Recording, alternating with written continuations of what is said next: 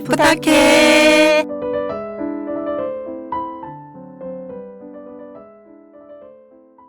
시간이 햇빛을 받으면 역사가 되고 달빛에 물들면 신화가 된다는 말이 있습니다. 달의 영향으로 생겨난 사계절, 어느덧 시간은 흘러 1년 중 낮의 길이가 가장 길며 태양이 가장 높게 뜨는 하지가 코앞입니다. 짙푸른 녹음과 함께 맞이하는 초여름, 예년과는 다른 수분으로 녹음은 더욱 절정일 것이며 수확은 더욱 풍요로울 것임을 예상해 봅니다. 싱그러운 초록빛 물결처럼 늘 푸르고 새로운 나날 2월의 끝자락에서 활기찬 건강을 바라며 청취자님들과 함께 저희 힐링을 부탁해 문을 열겠습니다. 김광석의 바람이 불어오는 곳. 오늘 음악살롱 지난 시간에 이어서 설레이는 마음 안고 시작하겠습니다. 담당해 주실 홍룡아님, 게스트 송순이 이영미님 나와 계십니다. 안녕하세요. 안녕하세요. 안녕하세요. 네, 음악살롱의 새로운 기획, 오늘 또 지난 시간에 이어서 영화 사운드 오브 뮤직에 대한 얘기인데요. 홍룡아님 이어주시겠어요? 이 이상 더 훌륭한 뮤지컬 영화는 나올 수 없다는 그 누구의 말대로 반세기가 된 이 영화의 흥행 기록을 깨는 뮤지컬 작품은 아직까지 없었습니다. 알프스의 아름다운 경치와 그 속에서 펼쳐지는 주연 배우들과 아이들의 순수한 연기 또한 실존 인물 이야기인 줄거리에다가 무엇보다도 뮤지컬에선 가장 중요한 이 아름다운 음악들이 작품의 성공 요인들이라고 분석을 할 수 있어요. 70mm 영화를 유일하게 관람할 수 있었던 서울의 대한극장은 이 영화를 여러 번이나 반복하여 재상영을 하였고요. 또 그때마다 교복을 입은 학생들의 단체 관람이 끊이질 않았어요. 오늘날 생각해보면 이 영화를 그 당시에 단체로 관람하였던 세대들이야말로 문화적인 측면에서는 지금의 청소년들보다도 훨씬 더 행복한 세대가 아니었을까 하는 생각도 듭니다. 네, 돌이켜보면 그 사운드 오브 뮤직이라는 영화를 통해서 많은 사람들이 정서와 문화의 전환점이랄까요? 삶의 한 변화의 계기가 되지 않았나 생각됩니다. 네, 저는 어릴 적부터 주말의 명화를 즐겨봤는데요. 그때 사운드 오브 뮤직을 보고 엄청 감동을 받아서 그 다음부터는 제가 찾아서 보곤 했거든요. 네, 오늘 음악살롱에서는 지난 회에 이어서 두 번째로 영화 사운드 오브 뮤직에 대한 주제가 음악과 촬영지 그리고 영화 배우에 대한 이야기를 하려 합니다. 사운드 오브 뮤직은 원작인 뮤지컬의 브로드웨이 흥행에 힘입어서 1965년에는 20세기 폭스사가 제작한 뮤지컬 영화입니다. 로버트 와이즈가 감독을 맡았고 어니스트 리먼이 각본을 썼는데요. 뮤지컬의 명곡들은 물론이고 오스트리아의 건물이며 자연 등을 아름답게 잘 담아낸 수작 중의 수작으로 50년이 지난 지금까지도 현대 고전의 반열에 올라 여전히 사랑받는 명작이 되었어요. 네, 정말 그 사운드 오브 뮤직 영화는 남녀노소를 막론하고 사람들의 마음을 밝게 만드는 힘이 있다는 생각인데요. 힘들고 지칠 때 저희 그 타이틀처럼 힐링을 부탁할 수 있는 영화가 아닐까 생각이 드네요. 지난 시간에 이어서 우리가 몰랐던 새로운 이야기를 들을 수 있을 것 같아서 오늘도 많이 기대됩니다. 맞아요. 네, 그럼 사운드 오브 뮤직 영화의 여주인공 탄생 비하를 우리 한번 들어보실래요? 네. 줄리 앤드루스를 TV 뮤지컬 신데렐라에 출연시킨 적이 있었던 리처드 로저스 감독은 1964년 메리 포핀스 극장 개봉 전에 영화의 필름 일부를 미리 본 뒤에 줄리 앤드루스를 자신이 제작하고 있던 새로운 뮤지컬 영화의 주연으로 발탁하게 되었는데요. 그 영화가 바로 사운드 오브 뮤직입니다. 아, 여주인공 탄생 스토리가 그렇게 있었군요. 저는 사운드 오브 뮤직 촬영지도 되게 궁금하거든요. 네, 촬영지 이야기라면 몇 년 전 TV에서 방영된 꽃보다 헬베라는 프로그램에서 오스트리아 잘츠부르크에서 1시간 정도 떨어진 잘츠캄머구트라는 영화 사운드 뮤직의 촬영지를 찾아가기도 했었는데요. 세계에서 가장 오래된 산악기관차로 오스트리아에서 가장 가파른 톱니바퀴 열차를 타고 사프베르크 산 정상에 도착하는 모습이 TV에 방영이 됐기도 했어요.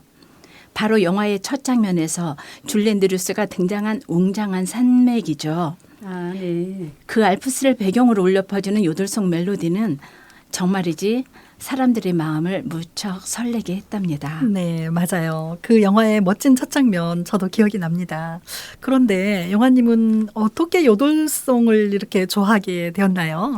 네, 저 역시 1970년대 여중 시절에 사운드 오브 뮤직 영화를 보고 나서 엄청난 문화적 충격을 받았어요. 아, 그러셨군요. 예. 그래서 그 후로 자연과 요들송을 좋아하게 되었고 그러다가 1986년에는 스위스 독립기념일 초청을 받아서 한국요들협회 소속 한스예술단 20명이 26일간 유럽 5개국을 다녀왔는데요. 그때 오스트리아 잘츠부르크에 있는 사운드 오브 뮤직 촬영 장소를 방문할 수 있었거든요. 근데 정말 가보니까 영화에 나오는 건물이나 배경이 어쩌면 그때와 똑같아서 정말 정겨움이 새록새록 했었답니다. 오, 정말 그 영화 촬영 장소에 직접 다녀오셨군요. 부러워요. 그래서 영화님이 요들송을 좋아하고 잘하시게 되었군요. 네, 그때 그 현장에서 느꼈던 느낌이 아직도 정말 생생한 듯해요. 그럼 지난 시간에 이어서 오늘도 요들송을 한번 배워볼까요? 네. 네, 요들송 목동의 노래는 요로레이 디어 우리 요라는 육성인 요가 첫 부분과 끝 부분에 모두 들어갑니다. 그래서 여러분 요라는 육성을 길게 내면은 우리 잘할 수 있을 거예요. 한번 해볼까요? 네.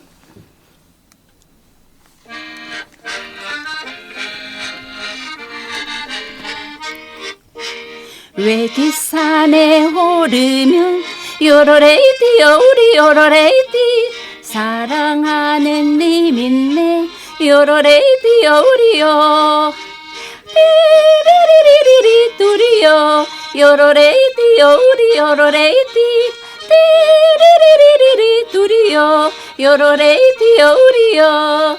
와, 너무 잘하시네. 이번엔 영미쌤.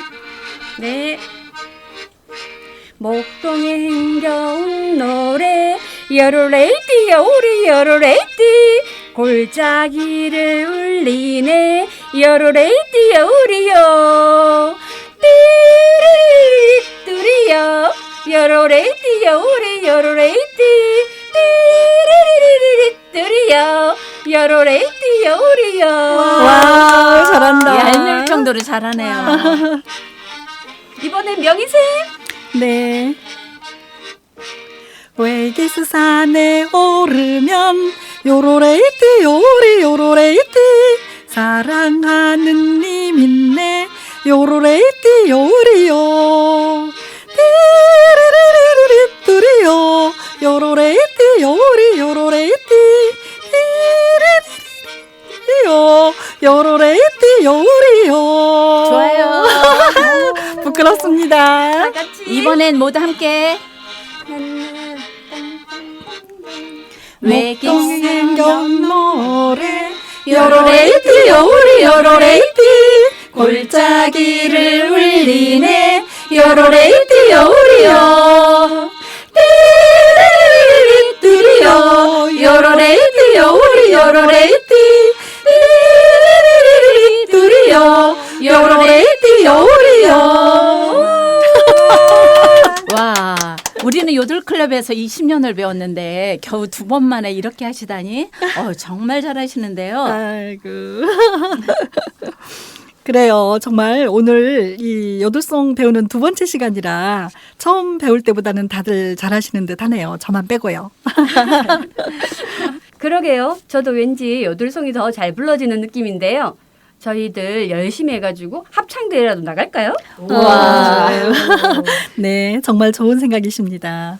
그럼 여기서 사운드 오브 뮤직 OST 한 곡 듣고 영화에 등장했던 영화 배우들에 대한 이야기 좀 더 나눠보겠습니다.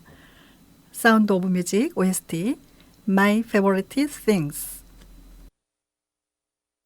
네, 아름다운 노래 잘 들었습니다. 그럼 사운드 오브 뮤직에 등장했던 여러 출연 배우들의 근황을 좀 알아볼까요? 이 영화의 주인공이었던 줄리 앤드루스는 우리들 가슴에 새겨있는 정말 아름다운 배우죠. 그녀의 강점이라면 아름다운 음성과 따뜻한 눈, 정말 기대고 싶은 큰언니 같은 든든함, 지혜롭고 자애로운 엄마 같은 이미지라고 생각을 해요. 특히 1964년 영화 메리 포핀스에서 여주인공으로 나와 보여줬던 그 따뜻한 모성애가 지금도 저는 가슴에 남아 있습니다. 그리고 사운드 오브 뮤직 출연 배우들이 몇십 년 만에 다 같이 모여서 토크쇼에 나온 적이 있었는데요. 대령역을 맡은 크리스토퍼 플러머가 오프라 윈프리 쇼에서 말하기를 줄리 앤드루스가 너무 귀엽고 청순하고 예뻐서 혹시라도 마음에 둘까 봐 촬영할 때 외에는 일부러 멀리 했었다는 그런 농담을 했었는데요. 예, 그만큼 배우로서 줄리 앤드루스의 매력과 멋짐을 이야기한 듯하고요. 네, 그랬군요. 사운드 오브 뮤직 그 영화 주인공 캐스팅을 앞두고 오드리 헵번하고 또 줄리 앤드루스가 라이벌이었다는 이야기도 있었던데 사실인가요? 네, 원래 줄리 앤드루스가 뮤지컬 분야에서 누구보다 잘 나가는 배우였는데요. 실제 뮤지컬이 영화화되었을 때는 워낙 배우로서 파워가 좋았던 오드리 헵번에게 한때 밀리기도 했었답니다. 그러나 결국 사운드 오브 뮤직 음악 감독이었던 리처드 로저스에 의해 줄리 앤드루스가 주인공으로 발탁이 되었고 그녀는 1964년 디즈니 영화 메리 포핀스 여주인공 역으로 아카데미 여우주연상을 받기도 했어요. 아, 그런 내용이 있었군요. 저는 주인공 마리아 역을 맡았던 줄리 앤드루스 님이 너무 우아하고 기품도 넘치는 배우라서 근데 아직도 그런 모습을 잘 간직하고 있어서 참 보기 좋았고요. 특히 영화 프린세스 다이어리에 나온 앤 해서웨이의 할머니 역으로 나와서 너무 반가웠었어요. 네, 마리아 역 줄리 앤드루스는 헐리우드에서도 엄청난 대배우로 연기력, 노래, 춤, 외모, 성품까지 어느 하나 부족한 부분이 없는 분이었어요. 이후 영화 프린세스 다이어리에서는 여주인공 앤 해서웨이의 할머니 역인 제노비아 여왕 역을 연기했는데요. 그런데 그 후 안타깝게도 성대 결절로 인해 수술을 하게 되었고 목소리가 예전처럼 완치되지가 않아서 영화에서 들었던 꾀꼬리 같은 노래를 우린 이제 더 이상 들을 수 없게 되었어요. 아유, 너무 안타깝네, 안타깝네요. 진짜. 안타깝네요, 진짜. 줄리 앤드루스는 그동안 영화 출연도 많았겠지만 인기도 엄청났을 것 같은데요. 1966년 최고 흥행작이 된 영화 하와이와 1967년 모던 밀리라는 영화에 출연해서 큰 흥행을 거둔 줄리 앤드루스는 그 후 어찌된 일인지 줄줄이 흥행 참패라는 길을 걷게 되었습니다. 또한 이 무렵에 그녀는 첫 남편인 토니 윌튼과 이혼을 했는데 그래도 다행히 티파니의 아침을 감독한 에드워즈와 재혼을 해서 2010년 에드워즈가 사망할 때까지 오랫동안 행복하게 살았다고 해요. 1935년생으로 올해 줄리 앤드루스가 85세인데요. 그녀는 나이가 들었음에도 불구하고 여전히 청아하고 위험 있는 모습으로 현재는 영국에서 어린이 방송을 진행한다고 하니 정말 대단하죠. 그랬군요. 정말 늦은 나이에도 어린이들을 위한 방송을 하신다니까 더 멋져 보이네요. 참 그 영화에서 마리아 남편이셨던 고집불통의 카리스마 넘치던 그 멋진 대령님은 어떻게 지내고 있을까요? 고집불통 대령님 맞아요. 1929년생으로 명문가에서 출생한 폰트랩 대령역인 크리스토퍼 폴리머. 그는 사운드 오브 뮤직 이후 100여 편의 영화에 출연할 만큼 인기를 과시해왔고요. 그때 그 모습 그대로 여전히 멋진 모습으로 크리스토퍼 플러머는 최근 비기너스라는 영화로 아카데미 시상식에서 오스카 최고령 남우조연상을 수상하기도 했답니다. 하지만 불과 4개월 전인 2021년 2월 5일 세상을 떠났어요. 너무 멋진 분인데 그런 멋진 신사분을 볼 수 없다는 게 너무 안타깝네요. 그렇죠. 그러게요. 그리고 저는 그 춤추며 노래하던 그 17살 그 큰딸 역을 맡았던 그분의 근황이 아주 궁금합니다. 네, 폰트랩 대령의 장녀인 레이슬 역의 차미앙 칸은 1942년생으로 출연 당시 21살이었고요. 영화가 끝나고 결혼해서 배우로는 은퇴를 했고 전업주부로 살았다고 해요. 하지만 말년에 알츠하이머 치매를 앓으면서 투병 생활 끝에 2016년 치매 복합 증상으로 별세했어요. 아이고.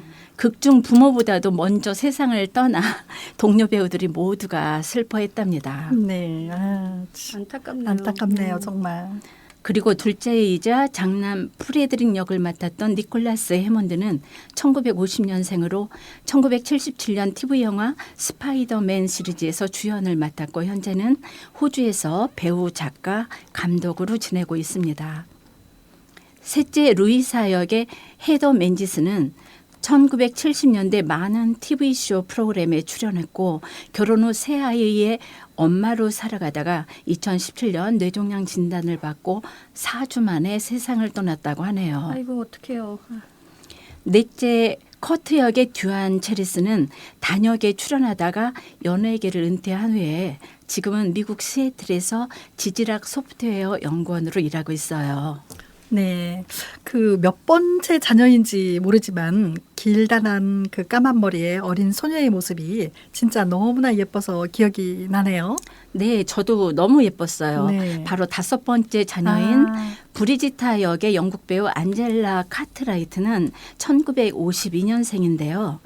성인이 된 후에 우주가족 로빈슨 등 영화에 출연했으나 연예계를 은퇴한 후 현재는 사진 작가와 디자이너로 활동 중입니다. 다들 대단하시네요. 근데 제가 듣기로는 스키 선수도 있다고 들었는데 맞습니까? 네, 여섯째 마르타 역인 데비 터너는 스키 선수로 활동하다가 4명의 자녀를 둔 어머니가 되었고 현재 꽃 디자인과 이벤트 회사를 운영하고 있다고 해요. 자, 여러분 사운드 오브 뮤직의 마스코트였던 사랑스러운 막내 기억나시죠? 네, 그럼요. 알려줘. 네, 7명의 자녀 중 막내인 그리틀 역의 킴 카라스는 영화 출연 당시 6살이었는데요. 많은 TV 프로그램에 출연하며 인기를 독차지했을 거라고 모두 상상해 가시죠. 네. 예, 김 카라스는 현재까지 배우로 활동하면서 복지대단을 만들어 어려운 어린이들을 돕고 있다고 합니다. 이렇게 주인공들의 근황을 알아봤는데요. 사실 이 영화에는 마리아 역의 실제 주인공인 진짜 마리아가 영화에 등장합니다. 정말요? 정말요? 근데 어디요? 네, 마리아가 수녀원에서 가정교사로 일하러 갈 때 버스 타는 장면이 있었는데요. 네. 바로 그 버스 승객 중 한 명이었다고 해요. 아유, 정말 와. 몰랐네요. 알고 갔어야 되는데. 아, 진짜. 근데 이렇게 홍영아님 얘기를 들어보니까 나이가 많다고 해서 뭐 빨리 돌아가시고 이런 게 아니라 진짜 올 때는 순서가 있어도 갈 때는 순서가 네. 없다는 말이 참 맞는 것 같아요. 맞아요. 네, 네. 맞는 것 같아요. 사실 이 영화에 출연했던 배우들은 한결같이 좋지 않은 스캔들이나 폭력, 성, 마약, 범죄 같은 나쁜 상황에 연루된 일이 한 번도 없었다고 해요. 모두가 배우로서 자기의 삶을 잘 관리하면서 평생을 살아온 거로 알고 있는데 아마도 이 영화가 보여주었던 맑은 이미지가 배우들의 인생관에도 선한 역할을 했다고 볼 수 있을 것 같아요. 네, 1965년 이 영화가 상영되었을 때는 우리나라가 정말 가난한 나라여서 보릿고개까지 있었던 시절이고 또한 우리 주변에는 이 영화와 같이 사는 경제 수준을 가진 사람들이 주변에 거의 없었다고 볼 수 있죠. 그러다 보니 그 당시 이 영화가 많은 사람들에게 환상과 또 감동 이런 것들을 또 주었던 영화가 아닌가 이렇게 기억이 되네요. 제 기억에 이 영화의 최고 장면은 폰트랩 대령이 에델바이스를 부를 때였어요. 아, 기억나요. 좋았어요. 맞아요. 지금도 막 그 장면이 눈에 선하고 막 가슴이 먹먹해 와요. 맞아요. 저도 기억이 되게 많이 남는데요. 아, 정말 무엇보다도 이 영화가 실화라는 게 저는 너무 놀랐고요. 네. 아직까지도 지금까지도 이 OST가 불려진다는 거 그리고 그 노래만 들으면 우리가 생생하게 그 장면들이 떠오른다는 게 너무 좋은 것 같아요. 사실 실화를 바탕으로 한 영화의 내용도 알차지만 한편의 작품에서 주옥 같은 여러 노래들이 아직까지도 기억되고 또 불려지는 가장 성공한 뮤지컬 영화라고 생각합니다. 명절이나 주말 영화 극장에 단골로 나왔던 이 영화, 말 그대로 영원히 기억될 추억의 영화예요. 그렇죠? 네, 인생은 짧고 예술은 길다. 그 말이 정말 실감나네요. 제 인생에 있어서 정말 가장 사랑스러웠던 영화, 그 도레미송을 열심히 따라 부르던 시절이 아련하게 떠오르는데요. 영화님, 오늘 사운드 오브 뮤직에 얽힌 다양한 이야기 잘 들었습니다. 그럼 마지막 곡 영화 사운드 오브 뮤직 OST 중에서 어떤 노래 준비하셨나요? 가족에 의한, 가족을 위한, 아이들에 의한 최고의 명작 뮤지컬 영화인 사운드 오브 뮤직. 이렇듯 사운드 오브 뮤직은 명 배우들의 연기와 아름다운 이야기로 사람들이 가슴 속에 영원한 동화 같은 전설로 남을 것 같습니다. 사운드 오브 뮤직 OST인 16 Going on 17 들으면서 오늘 인사드립니다. 다음 시간에는 요들송 전문 가수를 게스트로 초청하여 청아한 요들송도 듣고 우리 모두 함께 불러보는 시간을 갖도록 하겠습니다. 오, 좋습니다. 아, 벌써부터 다음 시간 기대가 됩니다. 영화님 오늘 애 많이 쓰셨습니다. 추천해 주신 사운드 오브 뮤직 16 Going on 17 들어보겠습니다. 이번 시간에는 똑같tango 대표이신 운혜리님 모시고 딴고 이야기 진행해 보도록 하겠습니다. 안녕하세요. 안녕하세요. 네, 오늘은 땅고인들이 누구나 좋아하는 에드가르도 도나토와 부드러운 감성음악을 대표하는 미겔 깔로 이야기를 해볼까 합니다. 네, 오늘 그 소개해 주실 두 악단 이야기도 무척 기대가 됩니다. 먼저 에드가르도 도나토 이야기 부탁드립니다. 네, 바이올리니스트이고 밴드 리더이며 작곡가인 에드가르도 도나토는 1897년에 부에노스 아이레스시 남쪽의 산 크리스토발에서 이탈리아 이민자 부부의 아들로 태어났습니다. 그는 어릴 적에 부모님과 함께 우루과이 몬테비데오로 이주하여 살았는데요. 네. 그의 아버지 에르네스토 도나토는 만돌린을 연주하다가 나중에 첼로로 전환했고요. 음악에 대한 열정이 대단했습니다. 그리고 그는 몬테비데오에서 실내악 오케스트라를 지휘했습니다. 네. 그 도나토의 아버지도 역시 음악가이셨군요. 그러니 어릴 때부터 음악을 가까이 했을 거고 또한 연주하는 모습도 자주 보면서 자랐겠네요. 네, 그래서인지 그의 형제들 9명 중에 3명이 음악가였습니다. 네. 첼리스트이며 작곡가인 아스카니오, 피아니스트이자 작곡가인 오스발도, 그리고 바이올리니스트인 에드가로 펠리페 발레어, 그리고 바이올리니스트인 에드가르 토나토. 대단하죠? 네, 정말 그 요즘 같으면 그렇게 온 가족이 악기를 배우려면 물질적으로나 정신적으로 많은 또 뒷받침이 있어야 하는데 그 시대에는 또 어땠는지 궁금하네요. 그렇죠. 그런데 도나토 가족은 넉넉지 않았던 것 같아요. 음. 그는 10살 때 아버지에게서 음악 공부를 하기 시작했고요. 그 후 프란츠 리스트라는 음악원에서 공부했습니다. 그는 21살 때 오페라 음악계에서 아버지와 함께 전문가로서 연주하게 되었습니다. 도나토는 자신이 작곡한 음악을 아주 저렴한 가격, 그때의 돈으로 20페소로 팔려고 했다는 일화가 있는 것을 보면은 경제적으로 아주 어렵게 살았던 것으로 볼 수 있습니다. 그런데 나중에 그 곡은 굉장히 유명해졌지만요. 그래요. 참 음악을 한다는 게 여러 가지로 정말 힘든 일인데 그 시대의 음악인들이 얼마나 어렵게 살았는지 다시 또 생각을 한번 해보게 되네요. 네, 그는 가수가 포함된 오케스트라를 결성해서 브런스위크에서 녹음을 했고요. 영화관과 극장에서 연주도 했습니다. 네. 그리고 이 녹음 회사와 끝까지 일하면서 400개가 넘는 녹음곡을 발표하기도 했어요. 그리고 200개가 넘는 곡을 작곡했고요. 또한 에드가르도 도나토의 오케스트라는 아르헨티나 영화사에서 최초로 완전한 사운드 트랙을 가진 1933년에 제작된 영화 땅고에 포함된 오케스트라 중 하나였습니다. 그는 같은 해 다른 영화의 테마곡도 작곡하기도 했어요. 네. 그 몇 회에 걸쳐서 tango 이야기를 나눠보는데요. 어느 분도 빼놓을 수 없이 대단한 분들이 너무 많으신데 도나토 역시 참 대단한 분이시네요. 그의 음악은 그 tango 춤과 맞추어서 출 때 어떤 느낌인가요? 네, 도나토의 곡은 탱고 추는 땅게로스들에게는 가장 사랑받는 악단 중에 하나입니다. 저도 그의 음악을 매우 좋아하는데요. 네. 예를 들면 DJ들은 밀론가에서 트는 음악을 준비하면서 그 리스트의 어느 부분에 도나토의 음악을 넣어도 실패하지 않는다고 합니다. 아, 다시 말하면 그의 음악을 틀면 거의 모든 사람들이 좋아한다는 얘기죠. 박자도 리드미컬하고 춤추기 좋고 또 추는 사람들의 기분을 들뜨게 하는 매력이 있어요. 그의 음악을 한번 들어볼까요? 네. 그러면 도나토의 탱고곡을 듣고 탱고 이야기 계속하겠습니다. 에드가르토 도나토의 엘 아디오스. 정말 탱고 느낌이 팍팍 난다고 할까요? 도나토의 음악 정말 잘 들었습니다. 그러면 이번에는 그 또 다른 악단의 이야기 들어볼까요? 네, 이번에 소개해드릴 악단은 미겔 깔로입니다. 그는 반도네오니스트이고 작곡가이며 지휘자입니다. 그리고 그는 바이올린과 반도네온을 정식으로 교육받은 음악가였습니다. 깔로는 1907년 아르헨티나 부에노스아이레스에서 태어났고요.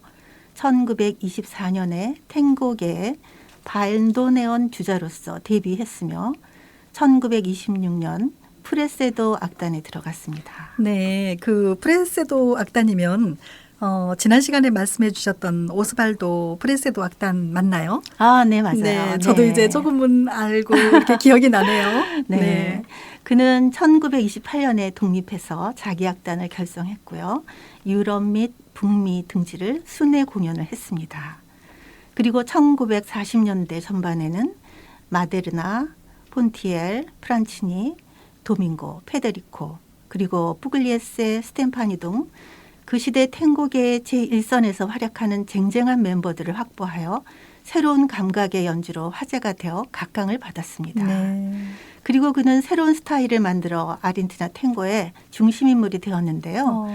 스테이지, 라디오, 레코드 등에서 활약을 계속하였을 뿐만 아니라 새로운 곡을 많이 만들었어요. 그리고 그는 바이올린과 리드미컬한 반도네온 섹션 그리고 화려한 피아노가 강조된 음악으로 전통 탱고와 시대의 혁신을 연결하는 스타일을 추구하기도 했답니다. 네, 그 탱고 음악 이야기를 들으면 저도 관심이 깊어지는데요. 그 시대에 작곡하고 연주한 탱고곡이 이렇게 변함없이 이어지고 또 사람들에게 사랑을 받는 걸 보면 그 음악가들이 참 존경스러워요. 네, 그렇죠. 그분들이 있었기에 오늘날 우리가 탱고 춤을 또 그 음악에 맞춰서 네. 출 수 있었다는 그런 생각이 들어요. 미겔 깔로는 훌륭한 악기 연주가들 뿐만 아니라 라울 베론, 알베르토 포데스타 그리고 라울 이리아르테와 같은 오케스트라에서 전문적으로 노래를 부르는 훌륭한 가수를 등장하게 하였고 또 알렸어요. 네, 그동안은 그 악단에서 연주만을 위주로 했었는데 이제 그 가수의 등장이 시작되었군요. 네, 유명한 일을 하나 들려드릴게요. 네. 라울 베론이라는 그 가수는 네. 그 형제 호세와 함께 원래 민속 음악 노래를 불렀고 탱고는 조금만 알고 있었어요.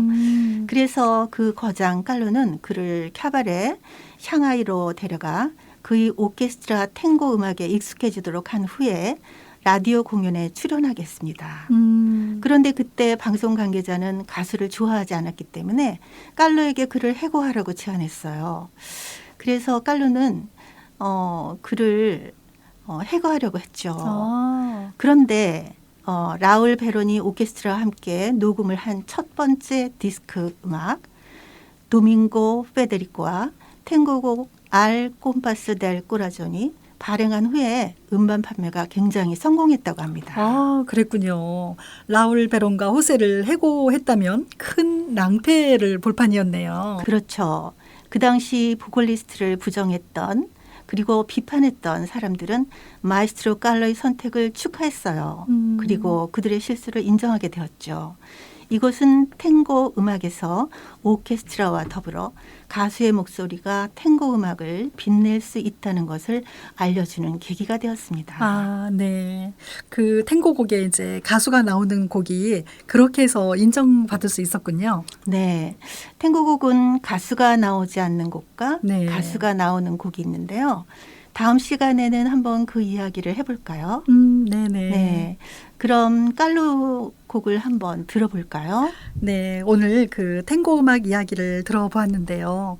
좀처럼 듣기 힘든 탱고 음악과 그 이야기가 다소 또 생소하게 느껴지지만 들으면 들을수록 그 매력에 빠져들게 되네요. 그럼 다음에 이제 들려주실 탱고 이야기를 기대하면서 오늘 너무 수고하셨습니다. 감사합니다. 네, 감사합니다. 네. 미겔 깔로 악단의 라울 베론이 부릅니다. Al compás del corazón. 이번 시간에는 책살롱 김지연님과 같이 하는 시간입니다. 안녕하세요. 네, 안녕하세요. 오늘은 어떤 책에 대한 내용인가요? 네, 요즘 많은 TV나 미디어 등에서 인문학에 대한 관심 많잖아요. 네네네. 근데 조금씩 나이가 들어가면서 어쩌면 당연히 알고 있다고 생각했던 것들, 내가 제대로 알고 있었나? 그런 생각이 좀 들기도 하더라고요. 네. 그러다가 누가 갑자기 물어보면 잘 설명 못할 만큼 기억이 잘 안 나는 경우가 많더라고요. 그렇죠. 네. 그래서 이런 다양한 영역에 대한 어떤 호기심, 그리고 이런 궁금증을 너무 어렵지 않게 해결해 줄 수 있는 책이 있어서 소개해 드리려고 합니다. 네, 그렇군요. 자, 그럼 소개 부탁드립니다. 네, 오늘 소개해 드릴 책은요. 책 제목이 재밌어요. 네. 1일 1페이지, 세상에서 가장 짧은 교양 수업입니다. 아, 네, 1일 1페이지라 부담감도 좀 덜하고 정말 좀 편한 느낌도 들고 어떤가요?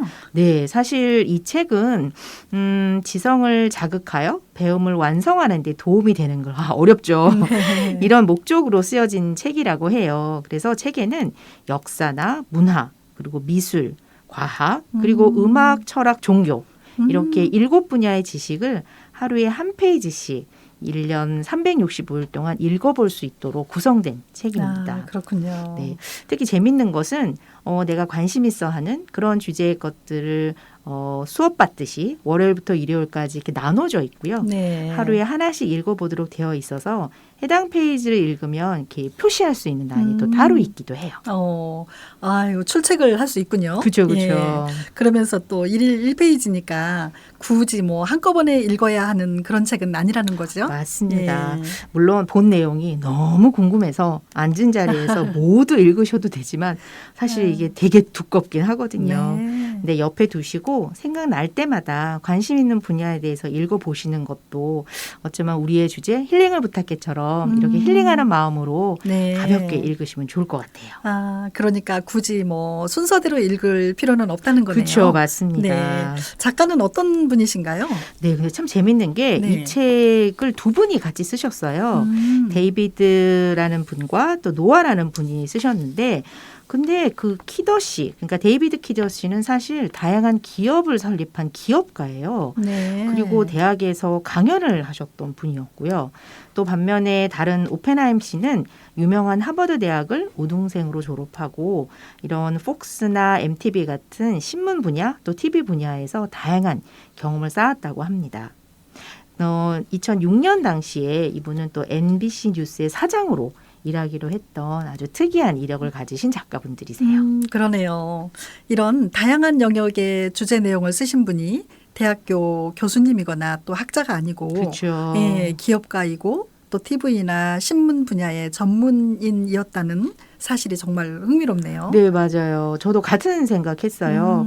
사실 이 두 저자는 매일매일 배움과 성찰의 기회가 되었으면 하는 마음으로 새로운 지식으로 우리의 뇌를 깨우고 네. 또 규칙적인 두뇌 활동을 해서 인간의 고귀한 지혜 영역을 탐험하는 그런 기회가 되기를 바랬다는 마음이라고 합니다. 네. 자, 그럼 이번에는 본격적으로 이 두꺼운 책 네. 한번 내용 좀 들어볼까요? 네, 하루에 하나씩 읽는. 네네. 사실 너무 많은 내용들이 요약돼 있어서 어떤 주제를 살펴봐야 할까 고민을 좀 많이 했는데요. 그중에서 골랐습니다. 오늘은 미술 교양 수업 한번 해보려고 해요.